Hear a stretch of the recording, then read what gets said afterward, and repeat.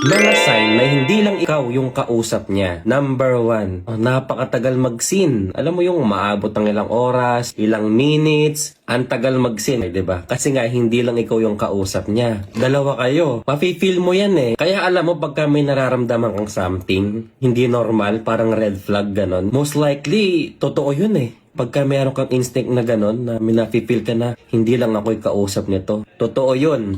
Hindi lang talaga ikaw. Kaya nga matagal mag-scene eh. Kasi nga, dalawa kayong ini-entertain niya. Kaya minsan, pag hindi siya nakapag-scene agad, ibig sabihin, kachat niya yung isa. So, ganun yun. So, malamang hindi lang ikaw yung kausap niya kapag matagal mag-scene. Hindi totoong busy yan. Pangalawa, wala siyang pakialam sa demand mo. Halimbawa, nagde-demand ka ng gantong time, sasabihin mo sa kanya, mag-usap na lang tayo ng ganitong oras. Wala siyang pakialam doon. Kasi nga, dalawa kayong ini-entertain niya eh. Namimili yan. Kumbaga, tinitingnan niya kung saan siya mas magwo-work. Mararamdaman mo yan eh, na parang wala siyang pakialam. Mafe-feel mo yan minsan kasi nagbubulag-bulagang ka. Pero yun na pala yung sign. Dalawa kayong kausap niya. At kailangan mo nang umalis sa ganyan. Kasi nga, niloloko ka na lang eh. Biruin mo, dalawa kayong kausap niya. Mararamdaman mo yan, wala siyang pakialam sa'yo. Mafe-feel mo yan at hindi mo pwedeng lokohin yung sarili mo dyan. Sure ako nakaka-relate ka sa sinasabi ko, 'di ba? Nafe-feel mo yan na wala siyang pakialam sa'yo. Kasi nga, yung tao